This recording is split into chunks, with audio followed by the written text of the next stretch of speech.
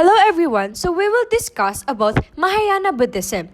I am Cheryl Makapagal, together with my group mates, Mayrit Maghanoy, Rosalena Maglasang, Vian Angel Magno, Dion Claire Mercado, Yajwar Metran, and Amanda Mora. Mahayana Buddhism. Do you know it's one of the two major traditions of Buddhism, now practiced in a variety of forms, especially in China, Tibet, Japan, and Korea. The tradition emerged around the 1st century AD and is typically concerned with altruistically oriented spiritual practice as embodied in the ideal of Bodhisattva. And sa susunod na page, makikita nyo kung ano ba yung nilalaman ng report namin. Dahil makikita doon yung table of contents and makikita nyo rin kung sino-sino yung mga nag-report. And that is all for the additional facts of Mahayana Buddhism. Next is we have the table of contents. Sa unang discussion namin ay ipapakilala namin or i-introduce namin sa inyo kung sino nga ba yung founder ng Mahayana Buddhism, which is si Siddhartha Gautama. It will be reported by Rosalena Maglasang and Cheryl Makapagal. Next is we have the sacred text, which is the sutras, and it will be reported by Yajwar Metran. Next we have the doctrines, which is the Four Noble Truths, Eightfold Path, the Sixth Perfection to become a Bodhisattva. And it will be reported by Rosalena Maglasang and Cheryl Makapagal. Next is God, non-theistic. It will be reported by Mayrit Maghanoy. And last but not least for our discussion is the issues. Tibet invasion, engage activism, universality and growth of sects. Reported by Vian Angel Magno and Dion Claire Mercado. At ayun po yung magiging discussion ng whole report namin. I hope you will learn something from our discussion. And now let us continue with the reports. First, sino nga ba si Siddhartha Gautama? Siya ay mas kilala sa pangalang Buddha na ang ibig sabihin ay enlightened. Isa rin siyang philosopher at religious leader. He founded Buddhism during 6th to 5th centuries. Pero yung teachings niya were mainly embraced by Mahayana Buddhist. Siya ay pinanganak sa Lumbini na mas kilala na ngayong Nepal. At nung time na pinanganak siya, ito yung time ng social and religious transformation sa India. At ang dominant religion nung time na yon ay ang Hinduism. Pero marami ng mga taong nag-question sa validity at authority ng Vedas, pati na rin sa mga practices ng priest nito. And according to legend, isa siyang Hindu prince na tinalukuran ang kanyang posisyon pati na rin ang kayamanan to seek enlightenment as a spiritual ascetic, attain his goals, and in preaching his path to others. So, merong isang old hermit na pangalang Asita na pumunta dun sa palasyo para makita si Siddhartha. Tapos ngayon, tinanong niya dun sa king and queen kung pwede niya bang hawakan si Siddhartha. Tapos nung hinawakan niya, sinabi niya na magiging great emperor to. Pero kapag binalabas niya siya ng palasyo, magiging spiritual leader siya ng buong mundo. And then, parang nangamba yung king. So, ang ginawa niya, kinulong niya ngayon sa palasyo si Siddhartha. Tinago niya yung mga hindi magagandang bagay, katulad na nga lang nung pag namamatay yung mga rose petals, yung mga gano'n, nagkakasakit yung tao, gano'n, hindi niya pinapakita yung kay Siddhartha. Ngayon, nung nag-16 na siya, pinakasal na siya hanggang sa nagkaanak siya. Tapos ngayon, may bumisitang musician dun sa palasyo. Ang nangyari, kumanta siya ng about sa wonders ng mundo. Tapos ngayon parang na-curious si Siddhartha. So nagtanong siya dun sa prince kung pwede na siyang lumabas. And then sabi ng prince, okay, sige lang. Confident kasi siya na okay na yung anak niya, gano'n, na hindi naman na, parang siya na talaga maging emperor, gano'n, hindi niya siya iibang loob. Tapos nung lumabas siya kasama yung charioteer niya, yung unang encounter niya, naka-encounter siya ng tao na umuubo. Tapos tinanong niya yung charioteer niya na, ano yan? Ba't ganyan? May ganyan. Tapos in-explain nung charioteer na sickness na yon na maaari din magkaroon ng gano'n yung ibang tao. Tapos nung paglakbay uli nila, nakakita naman siya ng old man tsaka ng patay na tao. Tapos ngayon, parang na-depress siya kasi sabi niya, hala, eventually, mamamatay din pala yung mga taong mahal ko. Ganun, magsasuffer lang din. Ngayon, yung pinakalas na nakita niya is yung isang homeless man. Doon siya na-inspire ngayon. Parang sabi kasi ng endless man, naghahanap siya ng spiritual escape. Hindi naman niya kailangan ng material things, ganyan. Tapos ngayon, pumasok sa isip niya na, ay mag-aano din ako. Maghanap ako ng spiritual escape or escape from suffering. Tapos ngayon, sabi niya sa charioteer niya na, pumunta siya sa malayong lugar, tapos sabi niya sa charioteer niya na, bumalik siya sa palasyo, sabihin dun sa asawa niya at anak niya na mahal niya sila, kaya niya ginagawa yun kasi mahal niya sila. Tapos hanggang sa nag-wander siya and study meditation, hanggang sa napag-desisyonan niyang manirahan sa woods kasama yung mga ascetics na 5 ascetics. Tapos, edi nag-fasting siya for 6 years. Hindi siya kumakain. Kung ano lang yung mapuntang seed sa parang lap niya, yun lang yung kinakain niya. And then, parang na-realize niya, he come up with a realization kasi parang yung utak niya, parang slow na and it's clouded. Then, sabi niya na parang, nagkaroon siya ng idea or concept na you will know further more. And then, kumain siya ngayon ng rice milk. At dahil doon, isang bowl ng rice milk. Tapos at dahil doon, lumayo ngayon sa kanya yung mga kasamahan niya. Kasi na-disgust sila kasi akala nila nag-give up na siya. Hanggang sa nakahanap siya ng fig tree. Tapos doon niya na-realize doon siya naging determined na magstay na siya doon para mag-meditate until niya ma-reach yung enlightenment. Tapos, umabot yung 49 days, ngayon na-reach niya yung enlightenment at the age of 35 years old. At, naging na siya, the awakened one or Buddha nga. And, dahil doon, na-consider niya na, sige, i-share niya yung knowledge niya sa buong mundo. Bumalik siya dun sa 5 ascetics na kakilala niya, yung mga kasamahan niya dati.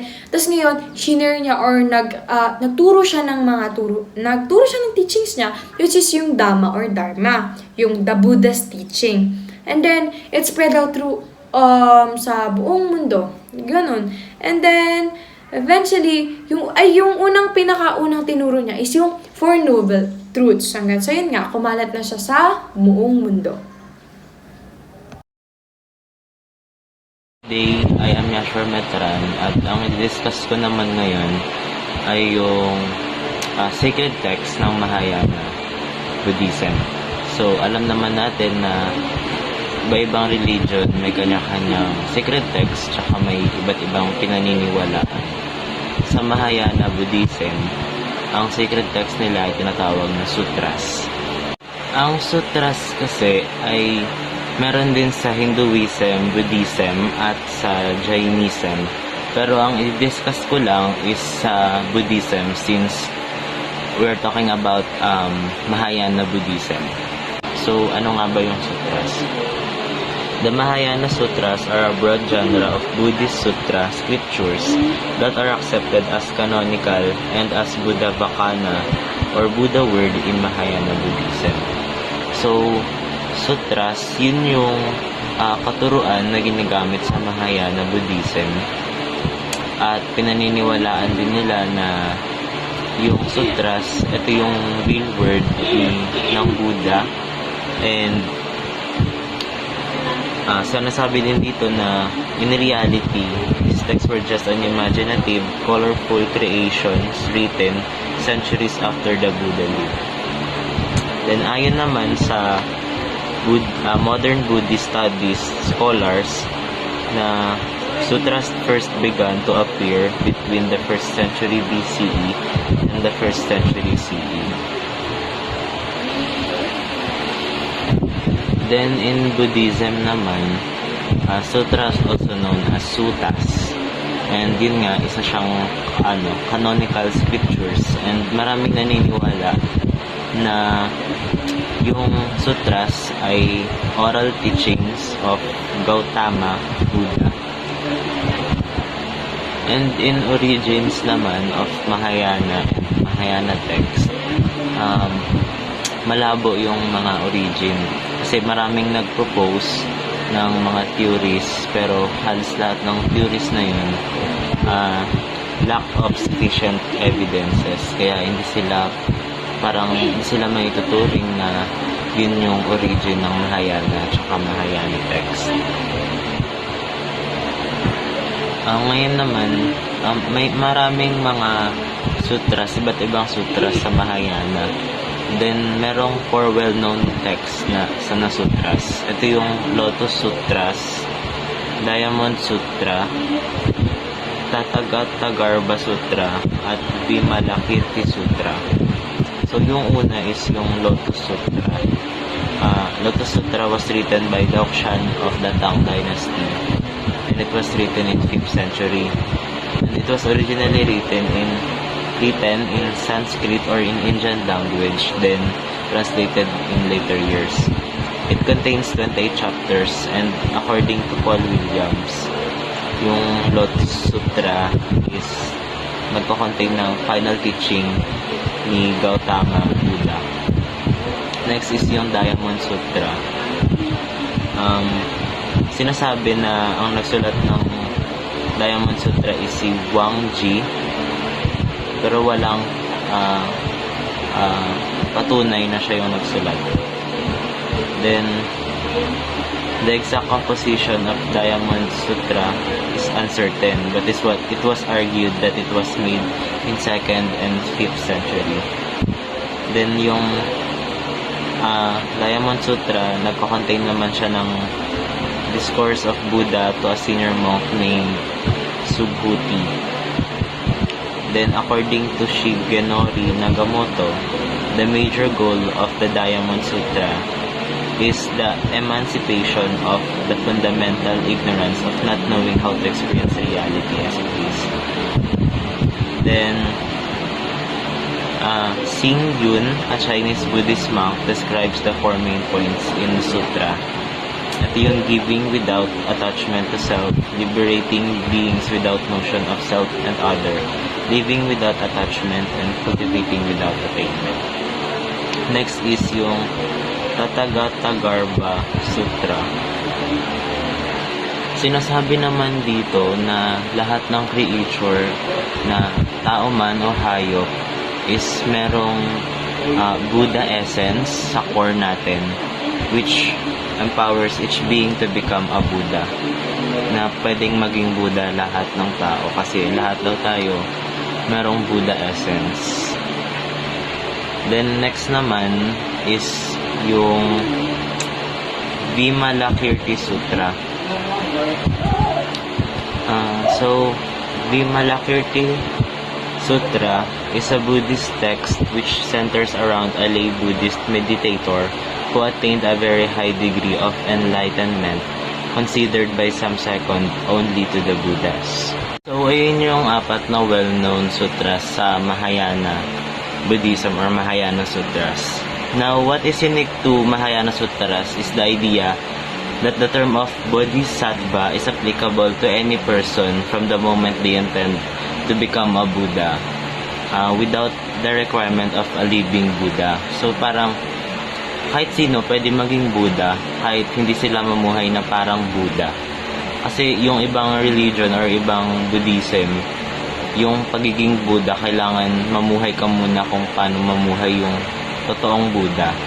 So dito, hindi na kailangan yun, kaya parang yun yung kakaiba sa kanila. Now, according to David Ruiz naman, Mahayana Sutras contain several elements beside the promotion of the Bodhisattva ideal, including expanded cosmologies and mythical histories,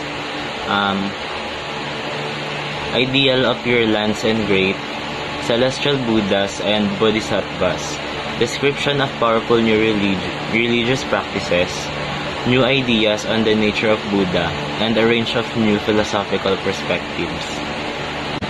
So, yun lang yung mga nakapaloob at mga information about sa sutras or sacred texts ng Mahayana Buddhism. Thank you. The doctrines of Mahayana Buddhism. Mahayana Buddhists believe that the right path of a follower will lead to the redemption of all human beings. The Mahayana Buddhism gives us positive ideas of the ultimate issues of life. The Mahayana, or Great Vessel, offers to all beings salvation by faith and love as well as by knowledge. Una, ang Four Noble Truths sa doctrines ng Mahayana Buddhism. It explains the basic orientation of Buddhism. They are the truths understood by the worthy ones, those who have attained enlightenment. Ito rin yung sinabi ni Buddha sa kanyang first sermon after ng enlightenment. Para mas maintindihan natin ang konsepto ng Four Noble Truths, sinasabi dito na suffering exists, it has a cause, it has an end, and it has a cause to bring about its end. According to Buddha, the best way to help people attain wisdom and liberation was to point out the way things are. So, kaya niya tinuro ang Four Noble Truths. Naniniwala siya na by seeing the way things really are, mas matututo ang mga tao on how to eliminate their wrong view and perceive their delusion. Dahil sa pamamagitan ng pag-alis ng wrong views at mga dahilan ng wrong delusion ay automatically na masisira ang mga dahilan ng suffering ng isang tao. Kaya naman ang Four Noble Truths ang essence ng first teachings ni Buddha. The Four Noble Truths. So, ang unang noble truth ay ang truth of suffering or dukkha. Habang naglalakbay si Buddha sa labas ng palasyo, nakakita siya ng tatlong uri ng suffering: old age, sickness, and death. Minumulat lamang tayo ni Buddha na ang suffering kasi, hindi na dapat tayo ma-surprise kung makaranas tayo nito. Kasi, part siya ng buhay natin. At kahit sino pa man, matanda o bata, mayaman o mahirap, ay makakaranas nito. Masyado kasi tayong masyado tayong nasanay or masyado nating ginugusto na lagi na lang masaya yung buhay natin. And that is why it is difficult for us to accept that life is a mixture of pleasure and pain. Kahit na hindi na tayo nakakaramdam ng malubhang sakit, hindi tayo nakakaramdam ng pain, hindi pa rin tayo satisfied dun hindi pa rin tayo okay dun. And that is the truth of sufferings. We have to acknowledge and accept the fact that we may encounter difficulties and hardships in life. Because it is inevitable. And it is universal part of a human life. And there's two kinds of suffering. Ang una dito is yung natural sufferings, which is yung wars, disasters, or yung nararanasan natin ngayon, COVID-19. We all suffer in that, generally. Sumunod naman is yung self-inflicted sufferings. Ito yung mga habitual reactions, anxiety, depression, and stress. And, di ba kadalasan tayo nararanasan natin yan ngayon? Dukkha, it refers to something or anything that is temporary. Pati nga din na something that is precious and enjoyable, it is also dukkha. Bakit? Kasi it will eventually end. Pero yung mga other sermons naman ni Buddha is nagpapakita or he also spoke about many forms of happiness. Katulad na lang ng happiness in the form of family life. Pero kasi if we check more closely about dukkha, masyado niya inaapektuhan yung everything about us pati na rin ang good fortune. So, hindi lang dito nagtatapos yung mga teachings ni Buddha. Dahil it also go on para, kumbaga, ipinapakita sa mga susunod kung paano nga ba natin ma-end yung sufferings and mga process and methods kung paano nga ba natin yun ma-end ang sufferings.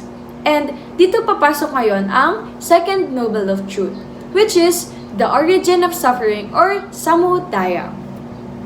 Sa araw-araw na buhay natin, nakakaranas tayo ng mga problema.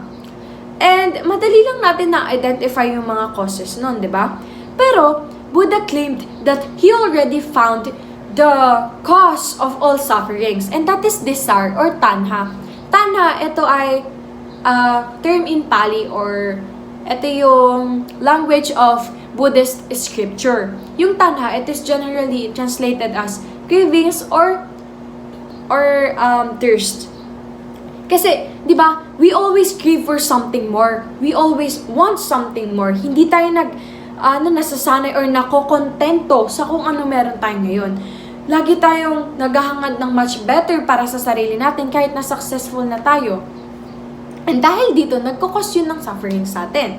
And, ang desire or tanha, meron siyang 3 forms. Or tinatawag na 3 roots of evil, 3 poisons, or 3 fire. Ang una dito is yung greed and desire. Represented siya by rooster. Makikita niyo yan sa presentation. And then, ang susunod naman is yung ignorance and delusions. It is represented by a pig. Sumunod naman ay ang anger, hatred, or destructive urges, and it is represented by a snake. So, instead of pursuing or getting what we want, we must change it to something that is positive to us, that has a positive effect on us. Kasi 'di ba, kadalasan sa mga hinihiling natin or sa mga desires natin is negative siya, hindi siya positive. Actually, there is what we call positive desire or chanda. Ito yung example, yung desire for enlightenment, that is classified as a positive desire.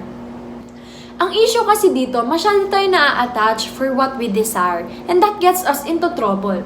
Hindi naman sinasabi dito sa Second Noble of Truth na kailangan nating i-give up yung mga bagay-bagay na gusto natin or mahal natin para makamit natin yung happiness eh. And yung problem lang talaga dito is yung attachment natin for our desires. So, ang kailangan lang natin gawin is to detach yourself in that desires. And for that, we will be able to see or experience the real happiness that we crave. Ang pangatlo naman ay ang the truth of the cessation of suffering o yung tinatawag ding nirodha. Sinasabi dito na kung makakayanan natin ilayo ang ating mga sarili mula sa pagkauhaw at pagiging ignorante, makakayanan natin mawaksi ang mga paghihirap sa ating buhay. We can put a stop to our suffering. However, it does require work. Kailangan nating maintindihan na tayo rin ang nagkakos ng mga paghihirap sa ating buhay. Kaya naman, we need to train our mind in a new way. Sa pamamagitan nito, mauunawaan natin kung paano talaga ang mundo at matututo tayong palayain ang ating mga sarili mula sa mga maling akala at pagdurusa. At ang panghuli naman ay ang the truth of the path to the cessation of suffering ay tinatawag ding maga. Sinasabi dito that the mind leads us to live in a dualistic way. Pero kung aware tayo at ini-embrace natin ang mga habits natin, pati na rin ang illusion, maaari nating talikuran ang ating expectations about the things should be but instead accept the way they are. Sinasabi ni Buddha na kung matututo tayo sa Four Noble Truths na may bukas na isipan, makakayanan nating ma-handle ang lahat ng paghihirap sa ating buhay ng madali lamang. Kaya nga mayroong common analogy na nagko-compare kay Buddha sa isang magaling na doktor. Kasi 'di ba, kung ikaw ay may sakit, pupunta ka sa doktor at nagtatanong ka, una, anong mali sa'yo? Pangalawa, ano ang nagkakos ng sakit mo? Pangatlo, may lunas ba sa sakit mo? At pang-apat, ano ang lunas dito? At ang path naman na tinutukoy dito to end suffering ay ang tinatawag na the Noble Eightfold Path. Nahahati ito sa tatlong division at ito ay ang wisdom, ethical conduct, and mental discipline. So, wisdom, tinutulungan tayo nitong maintindihan ng realidad and see the world as it really is. Nakapaloob dito ang right understanding and right thought. Sunod naman ay ang ethical conduct. Tinutulungan tayo na nitong ma-attain ang mental purification and virtue. Nakapaloob naman dito ang right speech, right actions, and right livelihood. At ang panghuli ay ang mental discipline. Nakakatulong naman ito para ma-develop ang ating true wisdom. Nakapaloob naman dito ang right effort, right mindfulness, and right concentration. Una sa Eightfold Path ay ang right understanding. Sinasabi dito na dapat tinatanggap natin ang mga teachings ni Buddha about life, death, and suffering. Dahil sa pamamagitan nito, malalaman natin ang mga katotohanan na itinuro ni Buddha. Sunod naman ay ang right thought. Sinasabi dito na dapat kumikilos tayo na may wastong intention at hindi nakakasama sa ibang tao. Dapat din may positibong pananaw sa buhay at isipang malaya mula sa pagnanasa, masamang hangarin at kalupitan. Pangatlo naman ay ang right speech. Dito naman sinasabi na dapat iwasan natin ang pagsabi ng mga bagay na makakasakit sa ibang tao o mga bagay na maaaring humantong sa pagiging negatibo. At dapat pawang katotohanan lamang ang ating sinasabi. Pang-apat naman ay ang right action. Sinasabi dito na dapat kontrolin ang ating mga ginagawa at mga paraan ng pamumuhay at dapat gumagawa lamang tayo ng mga moral decision. Panglima naman ay ang right livelihood. Sinasabi dito na dapat mamuhay tayo sa isang paraan na hindi tutol sa mga turo ni Buddha o ng Budismo at dapat makakapagpasaya ito sa iyong sarili at sa ibang tao. Dahil maraming trabaho o karera sa buhay ang nakabatay sa pagiging makasarili at kasakiman. At ang pang-anim naman ay ang right effort. Dito naman, nire-require tayong maglagay ng effort or to put effort to living in a good life na makakatulong sa pag-end ng suffering. At dapat, ang pag-iisip natin ay patungo lamang sa mga mabubuting layunin. Pangpito naman ay ang right mindfulness. Dito sinasabi na dapat may awareness tayo tungkol sa ating sarili, pati na rin sa mga taong nakapaligid sa atin. At dapat aware din tayo sa mga nangyayaring paghihirap sa mundo o sa mga taong nakapaligid sa atin. At dapat alam natin kung paano ito matatakasan. Dapat din ay mayroon tayong kamalayan sa ating mga sinasabi at aksyon na ginagawa. At ang panghuli naman ay ang right concentration. Dito nire-require tayong mag-spend ng time para mag-meditate. Dahil makakatulong ito para matrain ang ating isipan kung paano maging kalmado, positibo, at nakakatulong din ito para ma-develop ang ating wisdom. The 6 paramitas of Mahayana Buddhism. So paramitas, it is generally translated as completeness or perfection. So, ang isang Buddhist, para maging niya ang Buddhahood, kailangan niyang ma-achieve both perfect compassion and perfect understanding. At yung 6 paramitas, it offers a clear method of practicing these perfections. In Buddhism, there are certain virtues such as purification of karma and helping sentient beings while trying to attain the last or final goal of Buddhism, which is the enlightenment. And these virtues are known as the paramitas or the perfections. And according to Buddhist texts and scriptures, ang Mahayana Buddhism meron siyang 6 paramitas and ang Theravada Buddhism ay meron siyang 10 paramitas. Various sutras in Mahayana Buddhism such as Lotus Sutra and the Prajna Paramita Sutras and other various texts mentioned and listed 6 paramitas or perfections. Ito yung generosity, morality, patience, energy, meditation, and lastly is yung wisdom. So yung first paramita natin is perfection of generosity or dana paramita. Ito yung willing kang magbigay ng kahit ano without expecting any reward. Sincere desire to benefit other people. Kahit na time yan, skill, things, material things, or kahit ano pa yan na ibigay mo, instead na maka-feel ka ng regret, is makaka-feel ka pa ng joy sa ginagawa mo. And that is generosity or dana paramita. Next naman, we have perfection of morality or sila paramita. Ito yung pagsunod sa Dhamma or the Buddha's teachings, but not without thinking. Kasi an enlightened being is the one who can respond correctly without actually consulting a list of rules. And it is working on Dhamma into one's everyday life with intelligence and understanding. Living with harmony with each other and not hurting each other and just doing good. And that is the second paramita. In the third one, we have the perfection of patience or Kesanti paramita. It is also translated as tolerance or endurance. And it can be described in 3 perspectives, which is enduring hardship, patience with others, and accepting the truth. And during hardship, ito yung you're able to withstand anything that any hardships or any problems, difficulties that you may encounter. Example na lang is losing someone you love or feeling pain, feeling grief, ganon. And then, next naman, we have patience with others. Yung kahit na anong mistreatment nila sa you're being impatient, you're not fighting to them. And you know how to deal with your anger. You know how to deal with your feelings. Hindi ka basta-basta na lang nag-act. And then we have accepting the truth. Accepting that we are selfish. We are selfish beings. And tayo rin yung nagkakos ng misfortunes natin. And kailangan natin accept na yung mga causes na mangyayari or effects na mangyayari sa mga actions na ginagawa natin. And that is the third perfection of patience. Next we have is the perfection of energy or what we call Virya Paramita. So, Virya can also be translated as zeal, pero it means hero.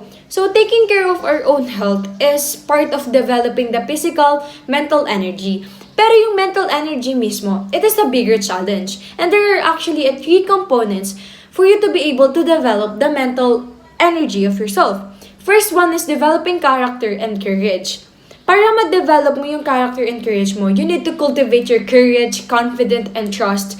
for you to be able to walk in any path as long as it takes, kahit nagaano pa yan katagal, is matatagalan mo siya or matatapos mo, makakayanan mo, kasi nga you've already developed the character and courage eh. And next naman is we have the developing true spiritual training. Ito yung learning rituals and practicing rituals and knowing the Buddhism teachings para hindi ka na nakadepende sa sangha or sa teacher mo and their teachings. Next naman is by benefiting others. Ito yung perform the practice of action for the sole purpose of benefiting others, like attaining nirvana for the benefits of all sentient beings. Hindi ka lang sa sarili mo hindi lang sa pagbe-benefit ng sarili mo. Mas mais, inuuna mo pa yung ibang tao. And by this, you will develop the mental energy that you're trying to attain or to develop. Next naman, we have the perfection of meditation or dhyana paramita. Alam nyo ba na ang meditation, it is not a treatment. It is actually a discipline that is intended to cultivate the mind. There are actually practice taken to relieve oneself from stress and any behavioral disorders. At isa pa, ang meditation, it is actually the foundation of wisdom. Inner focus and calm are essential to the deep understanding required for Buddhahood. Actually, maganda sa pakiramdam ang meditation or kapag nagme-meditate ka kasi you will feel calm and relaxed. And that is Dhyana Paramita, perfection of meditation. Lastly, we have the perfection of wisdom or the Prajna Paramita. So, wisdom, it means awareness of sunyata or emptiness. Or, to be more exact, this is the direct and intimate realization of sunyata or emptiness. Very simply, this is the teachings that all phenomena are without self-essence or independent existence. Pero hindi natin ganun kamadaling maiintindihan ang wisdom with an intellect alone. Kaya naman, maiintindihan natin siya by the practice of the 5 previous paramitas, which is the generosity, morality, patience, energy, and meditation. And that is all for the 6 paramitas or the 6 perfections of Mahayana Buddhism. God non-theistic. A person who does not believe that there is a God or gods. A person who is not a believer in theism. Atheism is the one who doesn't believe in God existence. There are many different forms of theism. Monotheism, polytheism, pantheism, and pantheism. Deism, autotheism, and value judgment theism. Not theism is a range of both religious and non-religious attitudes characterized by the absence of espoused belief in gods or gods. Ayun nga, yung sa non-theism, alam nila may Diyos pero hindi sila interesado na maniwala sa Diyos. Parang yun sa atheist, di ba yun, hindi sila naniniwala sa Diyos, wala talagang pinapaniwalaan. Pero pagkakaiba nga lang, yun ang theism, alam nilang may Diyos, pero hindi sila interesado na alalahanin yung Diyos. Ayun, ganun yun.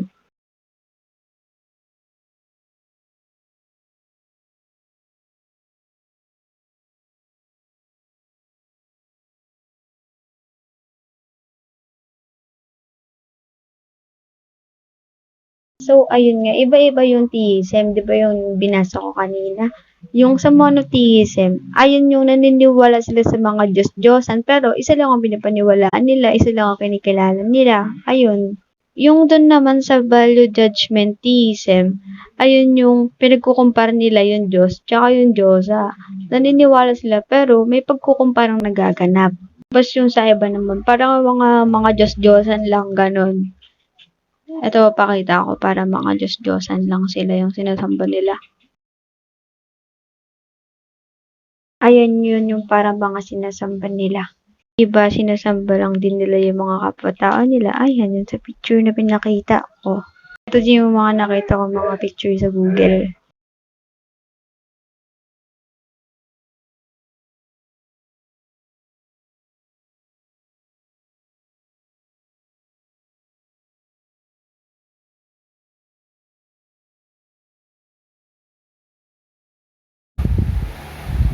Now, let's discuss about the Tibet invasion.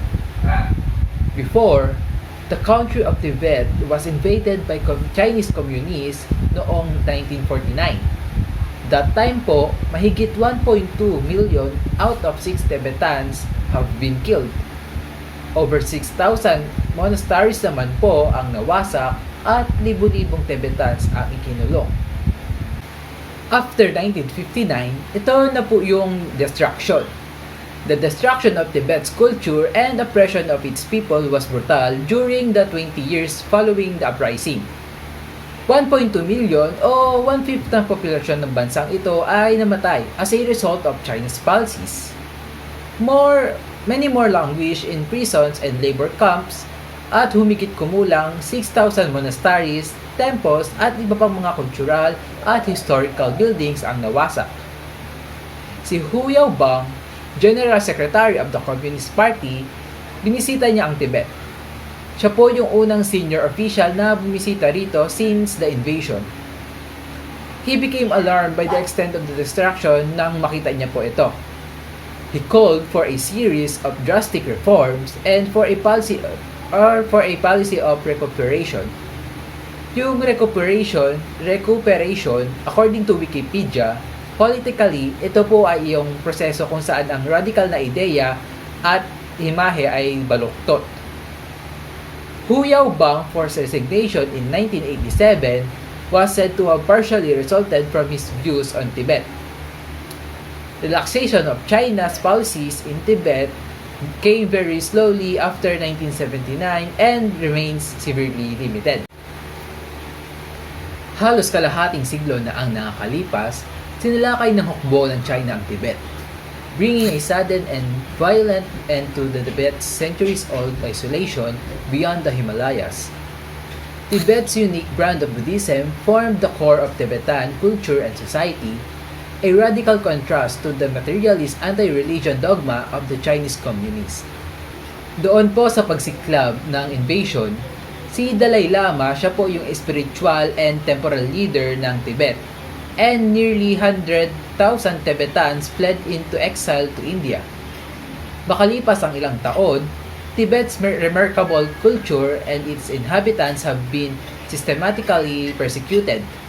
Ayon kay Alexander Solzhenitsyn, siya po ay isang Russian novelist, philosopher, historian, short story writer, at political prisoner.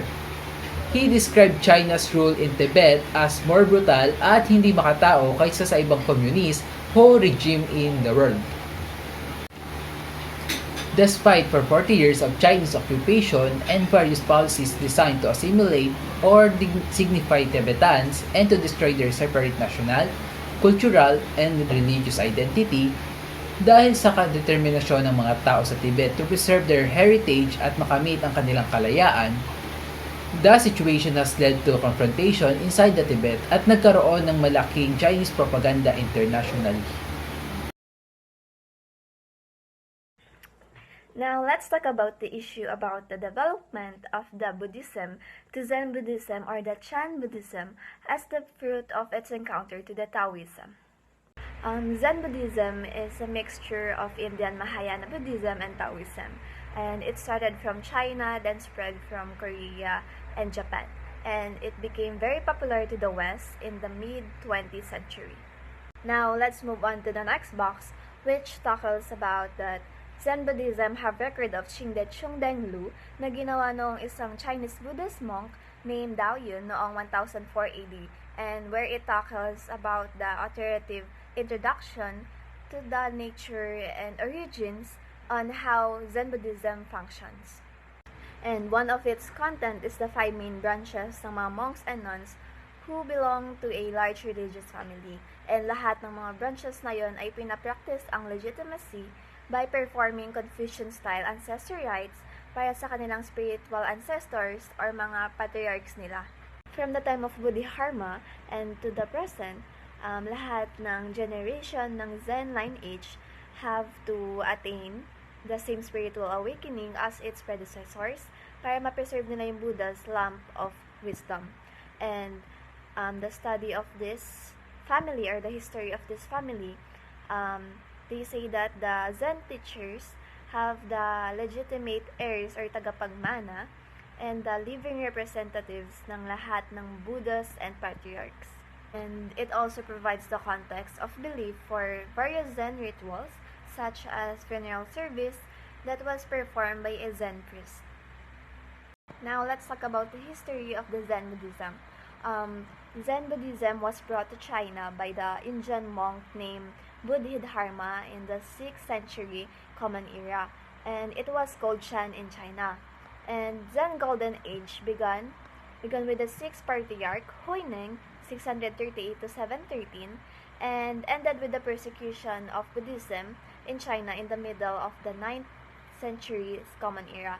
And lahat ng iniisip natin ngayon na great Zen masters ay galing dito sa period na to. And Zen Buddhism was survive ng Zen Buddhism yung persecution, though it was never the same in China. Nagbago siya. And then, in the 7th century, the Zen spread to Korea and to Japan in the 12th century Common Era. And dahil sa isang Japanese scholar named Daisetsu Teitaru Suzuki, yung Zen, it was popularized in the West noong 1870 to 1966, although it was found in the West before that. The essence of Zen is attempting to understand the meaning of life directly without being misled or hindi sila nakakuha ng wrong idea by logical thought or language. And Zen techniques are compatible with other faiths and are often used. And for example, tayong mga Christian, we are seeking a mystical understanding of faith, and yun yung ganun din ginagawa nila. Then next is the Zen often seems paradoxical, and itong phrase na to means that it requires an intense discipline which they practice properly na maglilid sa total spontaneity and ultimate freedom. And itong natural spontaneity na to, hindi dapat siya ma-confuse with their impulsiveness. The essence of Zen Buddhism is that all human beings are Buddha, and all they have to do is to discover the truth for themselves. Because Zen ay dinadala tayo na ito by looking inside us para sa enlightenment. Because we don't have to search outside ourselves for the answers. We can find the answers in the same place that we found the questions. So which is our inside. And the first step to control our minds is through meditation and other techniques that involves our mind and body.